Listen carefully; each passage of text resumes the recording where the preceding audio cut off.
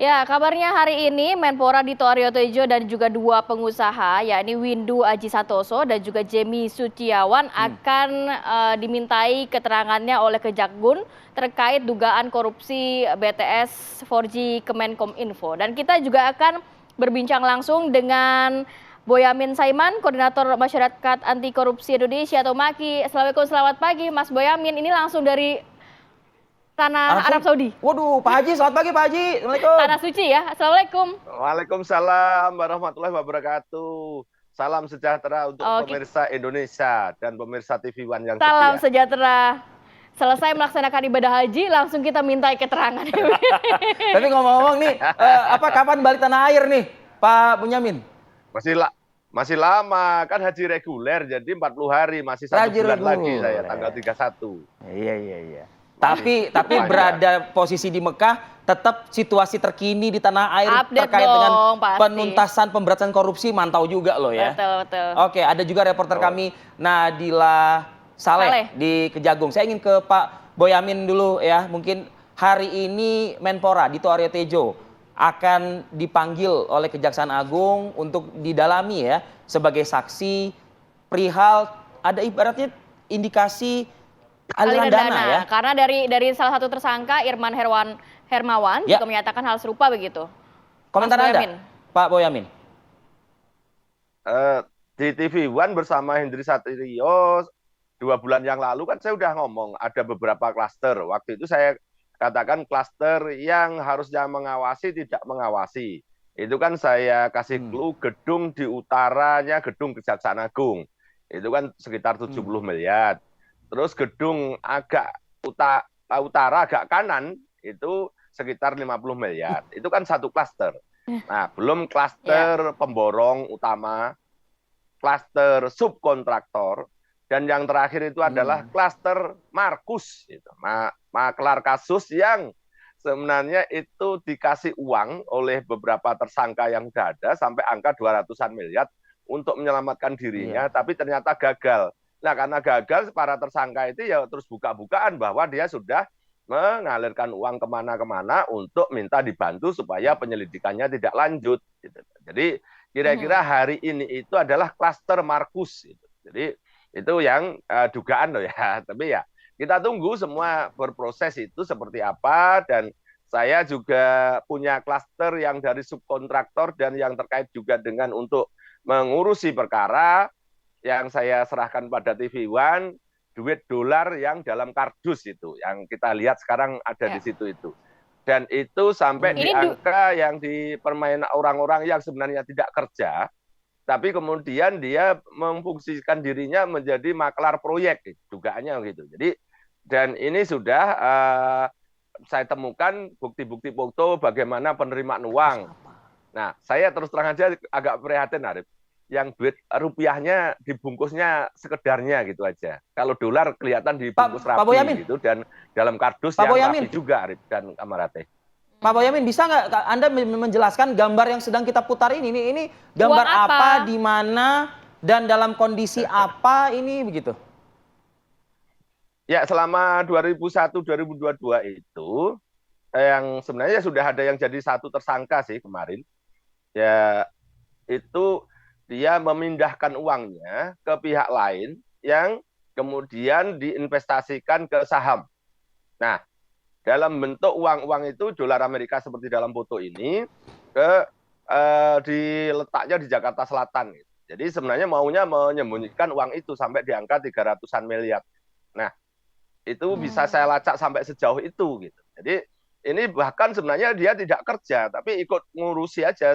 Jadi dugaannya kayak maklar proyek lah. Nah, sampai level ini itu, di rumah itu siapa di Jakarta miliar. Selatan? Ada inisialnya AWH. Nah, inisialnya AWH. Dan dia mendapatkan dari IR, gitu, dari IR. Gitu. Jadi itu uang itu dan IR dari subkontraktor yang dikoordinir dan yang menyuplai barang-barang pada kontraktor. Nah, itulah yang kira-kira pada posisi ini saya bisa sampai mengendus itu. Bayangkan yang kira-kira pemborong utama yang sampai sekarang Iya. belum tersangka karena diduga juga diselamatkan oleh Markus gitu. Yang hari ini salah satunya dipanggil. Gitu. Jadi kan ada paket 1, 2, 3, 4, 5. Yang paket 4, 5 kan sudah jadi tersangka pemborongnya.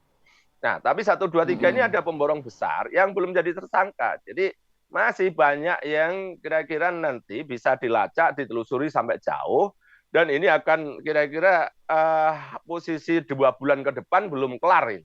Itu Arif Fadil dan Kamarate. Ya, Pak Boyamin, dari 3 nama yang saat ini dipanggil nantinya ke Kejaksaan Agung, apa hubungannya? Karena kalau dari Menpora sendiri sempat menyatakan tidak tahu menau mengenai kasus ini. Sudah dijawab begitu. Dari Pak Boyamin?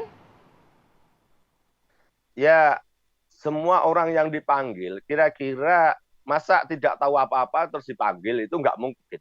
Jadi Kejaksaan Agung saya yakin punya setidaknya bahan yang kira-kira akan diklarifikasi. Jadi kalau itu sekedar kira-kira hanya pengakuan seseorang tersangka, oh saya pernah menyerahkan uang kepada A misalnya, tapi tidak ada tambahan bukti, kira-kira tidak akan dipanggil kok. Misalnya mereka ini menyebut nama Boyamin, dikasih uang 10 miliar gitu. Tapi waktunya persesuaian bagaimana ketemunya ceritanya nggak jelas ya nggak akan dipanggil gitu. Jadi orang-orang yang dipanggil Kejaksaan Agung dalam tahap penyidikan begini sudah ada tersangkanya. Kalau tidak ada sesuatu yang kira-kira bukti pendukung itu tidak akan dipanggil. Tapi ya bisa aja dipanggil ternyata memang yang bersangkutan itu bekerja atau yang bersangkutan itu ada posisi punya hutang sebelumnya dikasih bayaran, ya boleh aja, tapi kan setidaknya uang ini mengalir kemana, untuk membayar apa, membayar pembantu misalnya, pembantunya kok masa sebulan dikasih bayaran 100 juta, jangan-jangan ini memang pembantunya untuk menyimpan uang dengan pura-pura dibayar, kan bisa aja begitu. Jadi banyak hal yang sebenarnya perlu diklarifikasi, meskipun saya juga agak kaget tiba-tiba nama Dito kok muncul, itu saya terus terang aja kaget karena di luar radar saya. Kalau radar saya yang lain saya memang ada gitu, seperti nama Windu misalnya, nama Setio misalnya, itu ada dalam radar meskipun ini tetap praduga tidak bersalah, tapi ada yang menyebut gitu loh. Tapi ini terus terang aja mengejutkan, nama Dito muncul dan kemudian juga nyatanya dipanggil oleh Kejaksaan Agung. Ya kita tunggu apa yang sebenarnya mau diklarifikasi dan nanti akan terungkap di pengadilan mestinya prosesnya seperti apa, ketemu siapa. Seperti saya katakan misalnya dulu klaster yang utara gedung Kejaksaan Agung itu atau kanannya itu ada sosok Nispra misalnya, ketemunya di Depok dan Sentul misalnya untuk penyerahan uang tahap pertama atau tahap keduanya, itu jadi penghubungnya. Jadi dan sampai sekarang belum dipanggil sosok Nispra ini. Saya minta Kejaksaan Agung segera memanggilnya, kalau enggak ya nanti saya buka minggu depan. Ini kan ada jadwal gugatan pra-peradilan melawan Kejaksaan Agung untuk menerapkan pencucian uang supaya ketahuan aliran dana kemana-mana, ya nanti kita ungkap di sana. Itu Pak Arif. Baik Pak Boyamin. Ya, kita juga akan memantau bagaimana situasi terkini langsung dari Kejaksaan Agung bersama rekan kami Nadila. Selamat pagi Nadila Saleh. Ya, selamat pagi Kamarati dan juga Arif Fadil. Ya, silakan informasinya.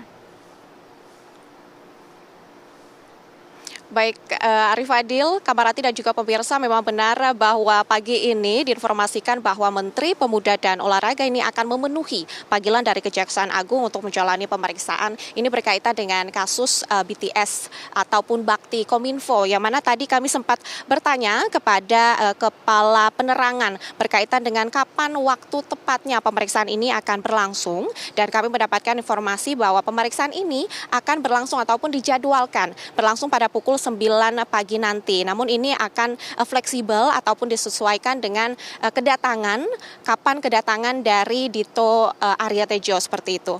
Kemudian kami informasikan bahwa saat ini suasana di Kejaksaan Agung juga belum terlihat tanda-tanda ataupun kedatangan dari Dito Arya Tejo, karena memang ini masih pukul 7 ataupun 7.27 setengah 8 seperti itu, sehingga kami belum melihat adanya tanda-tanda ataupun pergerakan kedatangan dari Menteri Pemuda dan Olahraga tersebut. Namun Kamarati, Arif Fadil dan juga pemirsa dapat kami informasikan bahwa tadi sempat Anda singgung seperti itu, bahwa memang Dito berindikasi bahwa ia menerima aliran dana dari salah satu tersangka yang telah ditetapkan oleh Kejaksaan Agung dalam kasus kasus ini, yaitu Irwan Hermawan yang merupakan komisaris dari PT Solitech Media Sinergi, yang mana Irwan Hermawan ini memang sudah ditetapkan sebagai tersangka, yang jika kami ulas seperti itu, bagaimana hingga akhirnya Irwan Hermawan ini menyebutkan bahwa Dito Aryo Tejo ini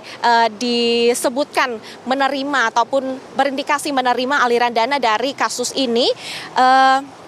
Irwan mengaku bahwa ia diminta oleh Direktur Utama dari Bakti Kominfo ataupun Anang Ahmad Latif untuk mengumpulkan uang senilai 243 miliar dari perusahaan penggarap proyek tersebut, yang mana selanjutnya Irwan ini menyebutkan bahwa Dito menjadi salah satu orang yang menerima aliran dana ini ataupun berindikasi menerima aliran dana ini sebesar 27 miliar kepada Dito dengan jangka waktu yaitu dari bulan November hingga Desember 2022.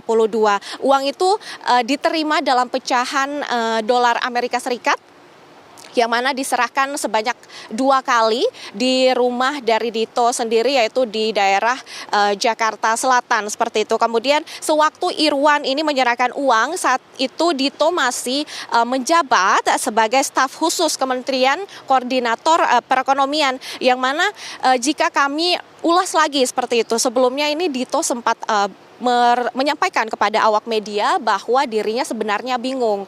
Sebenarnya Dito siapa yang disebutkan oleh Irwan Hermawan ini? Dia juga tidak mengaku bahwa dirinya ini tidak mengetahui perkara berkaitan dengan Bakti Kominfo ini. Kemudian selanjutnya ini memang sebagai informasi tambahan seperti itu, bahwa memang saat ini Kejaksaan Agung telah menetapkan 8 tersangka. Salah satunya yaitu mantan Menteri Kominfo, yaitu Johnny G. Plate, yang saat ini tengah menjalani proses persidangan. Sementara demikian, Kamarati, Arif Fadil, dan juga pemirsa. Kembali ke studio. Ya, Nadila, singkat saja mungkin Nadila. Hari ini Kejaksaan Agung itu memanggil 1 orang saksi, atau totalnya ada 3 saat ini yang dipanggil, dengan background 2 orang lainnya adalah pengusaha. Ya, informasi yang kami dapatkan sejauh ini yaitu memanggil 1 orang saksi, namun kami akan menanyakan kembali kepada penerangan, kepala penerangan, apakah berapa saksi yang akan diperiksa pada hari ini. Akan kami informasikan kembali. Baik, Nadila Saleh mengabarkan langsung dari Kejaksaan Agung RI di Jakarta, Pak Boyamin. Kita masih akan terus berlanjut, Pak, berdiskusi usai jeda pariwara berikut. Kami akan kembali. Kembali lagi di Apa Kabar Indonesia Pagi. Kita masih bergabung bersama dengan Pak Boyamin Saiman langsung dari Mekah, Arab Saudi. Pak Boyamin, bisa nggak Pak Boyamin mungkin dijabarkan begitu ya, kalau kategori Menpora ini Pak Dito Aryo Tejo ini adalah klasternya Markus dan juga ada 2 pengusaha lainnya, apa perannya Pak? Mungkin yang saya tanyakan begini, apa yang diberikan dan juga apa yang didapat oleh dia? Salah satunya kita ketahui membiayai perjalanan luar negeri menteri, nah kan begitu. Silakan Pak Boyamin. Ya, terus terang aja Pak Adil, saya belum begitu ngeh untuk peran Dito itu. Kita tunggu hari ini seperti apa. Tapi bahwa saya mengatakan ada dugaan mereka-mereka yang calon tersangka pemborong dan subkontraktor itu mau mencari selamat untuk menghentikan penyelidikan. Dan itu mengalirkan uang kemana-mana yang itu diduga bisa menyelamatkan mereka. Dan terus terang aja sebagian besar itu istilahnya itu geng Solo gitu loh. Karena pikirannya ini akan bisa nembus sampai ke perlindungan-perlindungan yang terkait dengan Solo supaya bisa melakukan treatment kepada penyidik untuk tidak melanjutkan, kira-kira gitu harapannya. Tapi ternyata ini ya yang namanya Markus sebenarnya paling omongannya besar tapi sebenarnya kecil, terbukti malah dilakukan penyidikan dan tersangka dan akhirnya buka-bukaan. Jadi ini orang-orang yang mengaku kelompok-kelompok Solo tapi sebenarnya tidak ada akses kepada pusat-pusat kekuasaan, dan inilah yang harusnya didalami begitu. Tapi ini kan saya mengatakan dugaan Markus ini justru karena terungkapnya karena gagal gitu. Dan ini kepada siapapun mereka nampaknya ternyata memang kelompok tersangka itu untuk menyelamatkan diri itu mengakses banyak pihak gitu. Dan yang dikatakan pengusaha pun ternyata juga dugaannya juga Markus yang mengaku bahwa dekat dengan kekuasaan yang mampu menolong mereka.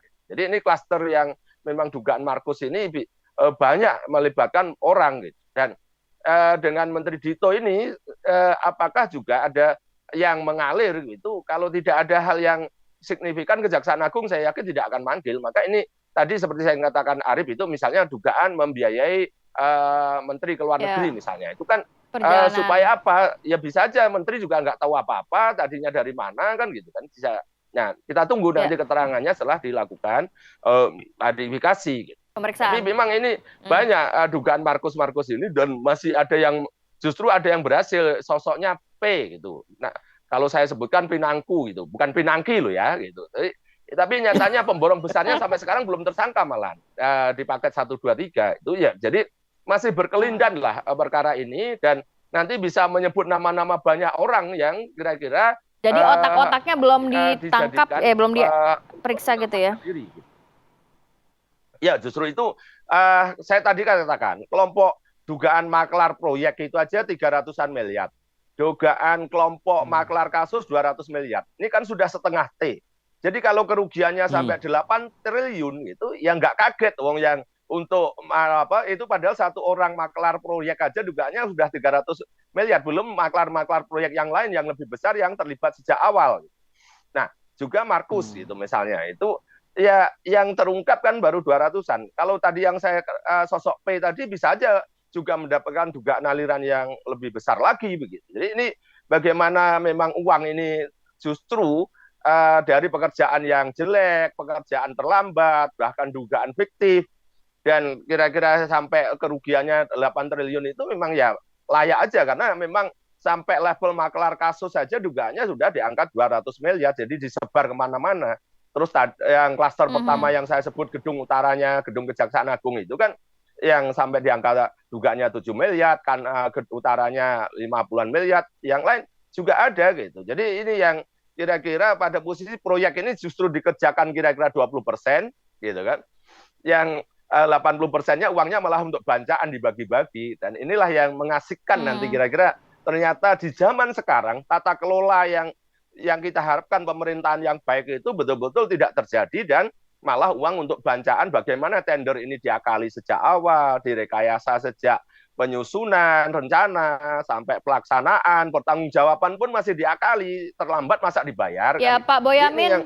Kira-kira sesuatu yang mendebarkan ke depannya gitu, Arif dan kamarada. Nah, kalau dua pengusaha yang disebutkan ya ini Windu Aji dan juga Jemi Suciawan ini, apa yang bisa Anda gambarkan kepada masyarakat? Apakah memang benar ada aliran dana ke sana dan diperuntukkan untuk apa? Perannya seperti apa? Kalau tidak salah, dugaannya Jemi Setiawan itu termasuk pemborong di paket 1, 2, 3. Kalau Windu Aji ini diduga didekati orang-orang untuk menyelamatkan dirinya. Gitu. Dugaannya begitu. Jadi ini lengkap lah, kira-kira ada pemborongnya yang besar gitu dan juga ada dugaan orang yang dimintai untuk menyelamatkan para tersangka yang pada saat tahapan masih penyelidikan. Perannya kira-kira gitu. Kalau tidak salah loh ya dari analisa saya, dugaannya tapi seperti itu, yang katakan tadi sampai pada level saya punya dolarnya segala macam itu kan eksklusif saya berikan TV One meskipun saya di Mekah tapi saya punya hal-hal baru yang saya declare kalau dalam pengertian yang meminta teman-teman media selalu ada yang baru gitu. Jadi ya masyarakat mudah-mudahan tidak rugi TV One mengundang saya karena ada hal yang baru.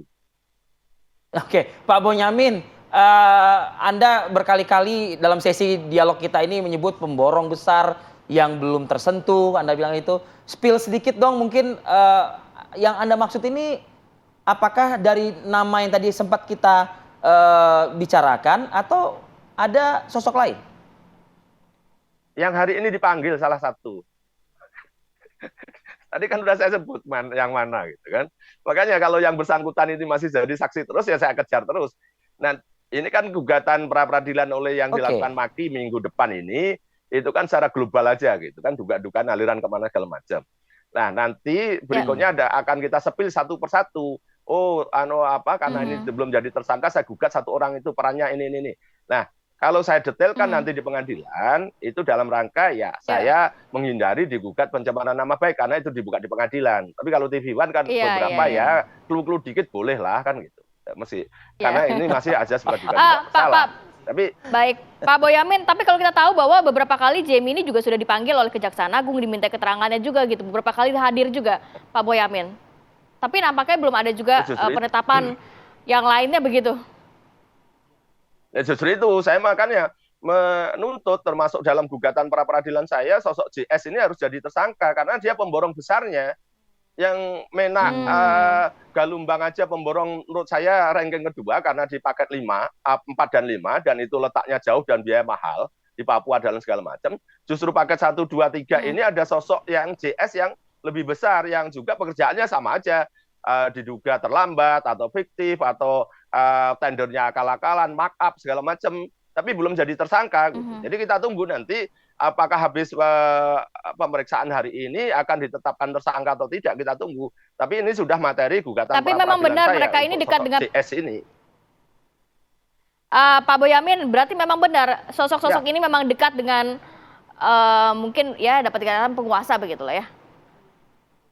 Ada backingnya begitu mereka kalau yang salah satu loh ya gitu. Tapi yang JS itu kan pengusaha beneran yang sebenarnya dalam posisi yang memborong ini. Tapi bahwa dugaannya pemborong-pemborong ini memang dapat menunjukkan. Istilah saya sebenarnya bukan tender ini. Tender yang akal-akalan gimana dikatakan tender gitu.